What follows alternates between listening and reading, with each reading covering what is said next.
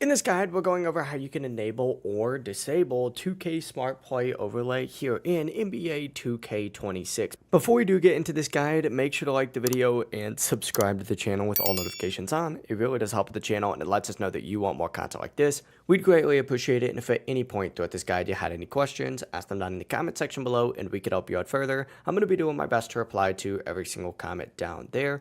But starting off on the main menu here in NBA 2K26, you need to actually tab all the way over up at the top to features, and then from here go ahead and hit A to enter in your features and go immediately into your settings, which is the top left sidebar setting. So select that and scroll down until you do find the option for 2K Smart Play Overlay. So just keep scrolling down, you're going to see it in here. It's by default going to be turned off, so just keep that in mind, but essentially just go ahead and take it to on if you want it on. Essentially, this feature allows the AI to call plays for you while you're on offense. That's really it. If you guys had any questions, ask them down in the comment section below and we could help you out further. I'm going to be doing my best to reply to every single comment down there. Before you do leave this guide though, make sure to like the video and subscribe to the channel with all notifications on. It really does help us out and it lets us know that you want more content like this. We'd greatly appreciate it. And if at any point throughout this guide you had any questions, ask them down in the comment section below and we could help you out further. I'm going to be doing my best to reply to every single comment down there. Have a great rest of your day though.